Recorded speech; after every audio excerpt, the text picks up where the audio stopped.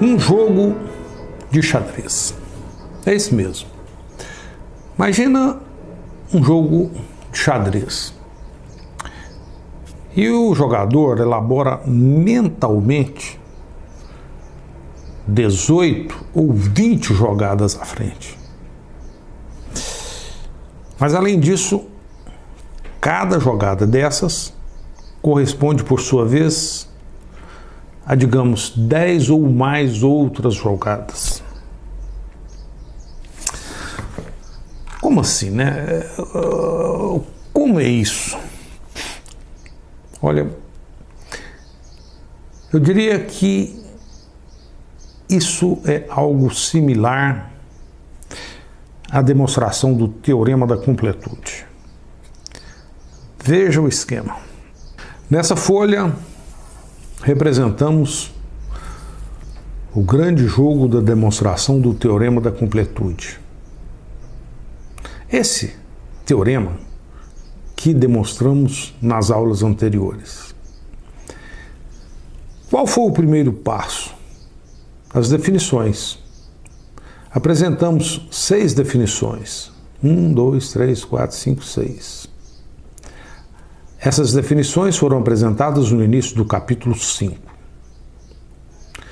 E quais foram os outros passos para a demonstração do teorema da completude a partir dessas definições? Olha, apresentamos uma sequência de proposições, apresentamos uma sequência de jogadas em um tabuleiro de xadrez. Inicialmente a proposição 1, depois a 2, a 3, a 4 e assim por diante. Todas essas proposições apresentadas no livro. Consideramos algumas delas e demonstramos algumas e partes de algumas. Por exemplo, a proposição 5.5, a proposição 5 do capítulo 5, na sua demonstração temos 10 passos e analisamos alguns deles. Alguns desses passos, por sua vez, depende do entendimento de outros passos. Mas, no geral, tivemos essa sequência. Várias proposições. Aqui nesse esquema, estamos mostrando que, por exemplo, a proposição 5, para demonstrá-la, foi necessário o resultado apresentado na proposição 1, o resultado apresentado na proposição 4 e o resultado apresentado na proposição 3. Essas setas significam isso: relação de causa e efeito. Ou seja, por exemplo, a proposição 9, ela demanda como premissa a proposição 8 e a proposição 2. A proposição 15 demanda como premissa, como resultados já provados, 4 outras proposições: a 10, a 6, a 5 e a 4, e assim por diante. Observe então que a conclusão final, que é o teorema da completude, a sua demonstração demanda essa sequência de raciocínio, essa sequência de jogadas, esse andar por esse caminho, sendo que cada vez que passamos de uma proposição à subsequente, usamos como premissas os resultados demonstrados anteriormente. Aqui, por exemplo, aparece o teorema da dedução. E, na demonstração desse teorema, usamos o resultado apresentado no lema 5.1 e na proposição 13. E, além disso, usamos também o princípio da indução. O princípio da indução foi usado também na demonstração do teorema da completude. E esse teorema usou como resultado também o lema 5.2, resultado já provado. Observe então que a demonstração do teorema da completude não é trivial, demanda uma sequência de passos, uma sequência razoável. Por isso, vale a pena colocar numa moldura e pregar na parede do seu quarto, para você sempre lembrar desse grande desafio que foi entender a demonstração do teorema da completude. É uma jogada incrível de um jogo de xadrez, em que aqui temos o checkmate. Faça então, eu diria, uma medida da sua inteligência. Olha, há coisas que nos fazem mais humildes. A demonstração do teorema da completude é uma dessas coisas. Aqui estamos estudando algo pronto. É claro que não foi eu que inventei isso. Eu peguei da literatura, esquematizei e expliquei.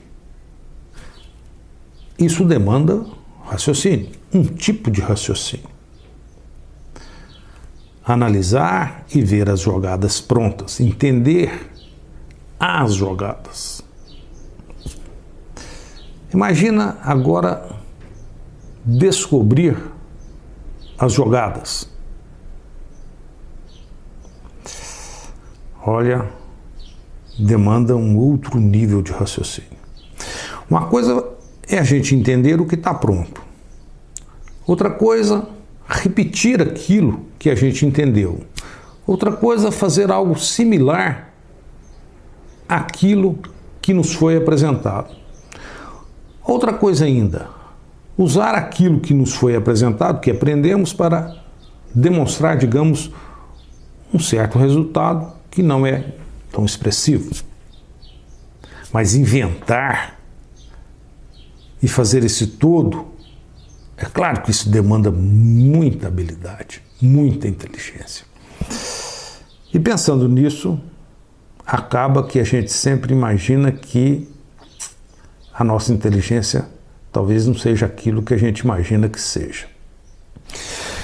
Quer ver um outro exemplo? É o caso da demonstração da famosa conjectura de Fermat. Olha, Fermat foi um matemático italiano que viveu no Renascimento, uns quase 400 anos atrás. E nas anotações dele, ele escreveu lá num canto da folha uma certa equaçãozinha. Ele falou, olha, isso aqui não tem solução. É fácil de ver que não tem solução. E aqui eu não tenho espaço nem para mostrar isso, mas é fácil de ver que isso não tem solução. Passaram-se mais de 300 anos e ninguém conseguia demonstrar tal fato. Recentemente demonstraram. E o interessante é o seguinte, que apesar de que diretamente o teorema de Fermat, a conjectura de Fermat, né, digamos, não tem efeitos práticos, ninguém vai te parar numa esquina e te pedir, demonstre para mim, use para mim o resultado da conjectura de Fermat. Isso não acontece. Olha, mas a demonstração, o desafio da demonstração, fez com que fossem desenvolvidas inúmeras teorias. E essas teorias, sim, possuem inúmeras aplicações no nosso dia a dia. Então é interessante isso, né? Às vezes o resultado em si é o menos importante, mas o processo da sua demonstração, as teorias desenvolvidas nesse processo, são muito relevantes. Mas então, por falar nessa tal conjectura de Fermat, o que é isso? Veja só. A conjectura de Fermat apareceu em 1637. E ela é uma generalização do nosso teorema de Pitágoras, que a gente aprende no secundário. Que diz o seguinte, dado um triângulo retângulo, com catetos x e y e a hipotenusa z, temos que z ao quadrado é igual a x ao quadrado mais y ao quadrado. Ou seja, isso significa que existem números x, y e z, tais que z ao quadrado é igual a x ao quadrado mais y ao quadrado. Exemplo, quando x é igual a 4 e y é igual a 3, o z é igual a 5, porque sabemos que 5 ao quadrado é igual a 4 ao quadrado mais 3 ao quadrado. Então, no caso em que temos 2 aqui, é possível encontrar z, x e y que satisfaçam essa equação. Vamos generalizar esse problema. Será que existem números x, y e z, tais que z elevado a n é igual a x elevado a n mais y elevado a n, quando o n é maior que 2? É essa pergunta que foi colocada por Fermat, que disse o seguinte, que a resposta é trivialmente não, do ponto de vista do Fermat. Não, se o n é maior que 2, eu não consigo x, y e z que satisfaça essa equação. Isso aconteceu em 1637. Passados 358 anos, em 1995, é que esses dois matemáticos, Willis e Taylor, demonstraram que a resposta é não. Isso é incrível. E a demonstração desse fato é altamente não trivial. É uma descoberta incrível. É muito mais do que aquela sequência que foi apresentada no caso do Teorema da Completude. Isso aqui é muito mais complexo. A demonstração é um livro. Realmente, inteligências expressivas, incríveis. Vendo essas coisas, né, Teorema da Completude, a conjectura de Fermat, que agora é o Teorema de Fermat, e Willis e Taylor, né, demonstraram uma conjectura. Outros teoremas, como por exemplo o Teorema da Incompletude de Gödel, que é incrível também. Aí a gente fica pensando, puxa, mas afinal, o que nos leva à criatividade? O que nos leva ao salto criativo? Ou seja, a pessoa está trabalhando, e de repente, pá, acontece algo. E ela cria um novo, um incrível. É claro que todos nós gostaríamos de ser incrivelmente criativos. Incrivelmente criativos, talvez não seja tão fácil, mas todo mundo possui um certo grau de criatividade. Isso é próprio do ser humano. E aí a questão que aparece é a seguinte, afinal de contas, o que eu devo fazer para ser um pouquinho mais criativo? Né? Talvez não ser tão criativo como esses incríveis matemáticos, mas pelo menos um pouquinho no meu dia a dia. E existem algumas dicas, existem. Uma delas, por exemplo, pergunte se há mais de uma resposta possível para o problema que está à sua frente. Não contente com uma única resposta. É um jeito de ver as coisas, tá vendo? Outra coisa, perguntar é importante. Eu diria que as respostas que temos dependem firmemente das perguntas que fazemos. Então, perguntar certo é muito importante. Perguntar certo nos leva a respostas boas. Bom, mas aí, nesse fazer, nessa sequência que em algum momento aparece esse salto criativo, afinal, como é que é essa sequência? Olha, eu diria o seguinte, que no início a gente tem que pensar de forma concreta e objetiva. Temos que trabalhar, ficar pensando sobre aquilo. E depois? Olha, comece a executar o que a gente chama de pensamento difuso. É como fazer metáforas. Aliás, metáfora é uma coisa que ajuda muito a gente a pensar difusamente mesmo, tá certo? Pensar nessas coisas parece meio contraditórias, esquisitas. Isso nos faz pensar de maneira diferente. E aí pode aparecer o salto criativo. E é claro que, se estamos falando de criatividade, a gente tem que ter cuidado com as normas. É claro que temos que seguir normas, porque senão a sociedade se torna inviável. Mas devemos seguir normas num sentido, eu diria, construtivo. Mas também não siga normas visando o seu salto criativo. Sempre imagina o seguinte: e se a norma fosse diferente? Seja criativo em aceitar a possibilidade de mudança de normas. Evite se apaixonar por normas e crenças. Cuidado. Faça sempre a seguinte pergunta: e se? E se fosse diferente? E se tivéssemos um caminho outro para seguir? Como seria? Como seria andar por esse caminho contando piadas? É isso mesmo. Como seria andar por esse caminho e nesse caminho ficar à toa, executar um ócio, contar piadas? Isso faz parte também da criatividade.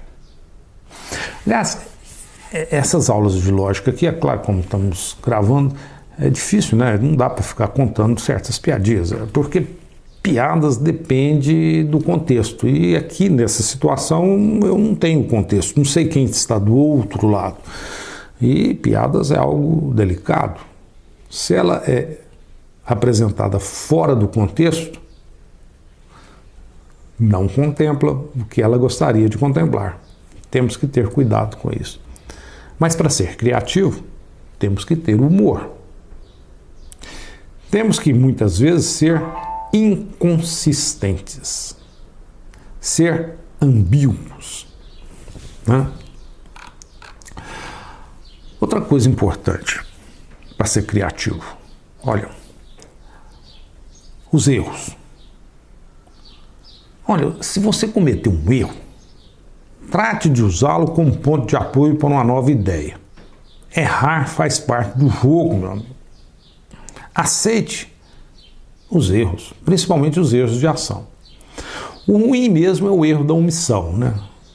Fugir do problema.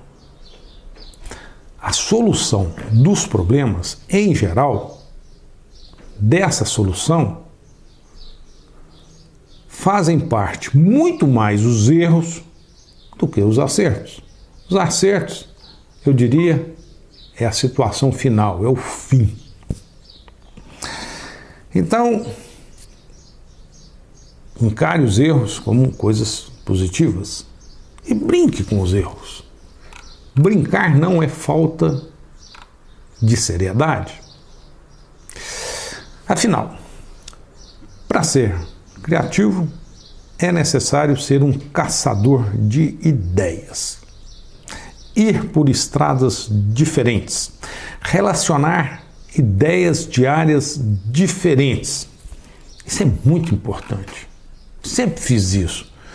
Quando estou orientando meus alunos em temas que demandam a invenção do novo. Como relacionar áreas diferentes para obter o novo? Isso é importante no ato da criatividade, para ser criativo. E por fim é o seguinte, olha, o que nos deixa mais tranquilo é o seguinte, que a criatividade é um dom de todos nós. Todos nós somos criativos num certo grau. E depende muito da área. Evidentemente que alguém pode ser criativo numa área e não ser em outra. Mas demanda muito da confiança que temos em nossas ideias. Criar o novo, inventar o novo é desafiador, porque eu não sei o que é o novo. E como eu não sei o que é o novo, eu não tenho a segurança de algo pronto. É necessário uma confiança. É necessário confiar em nossas ideias.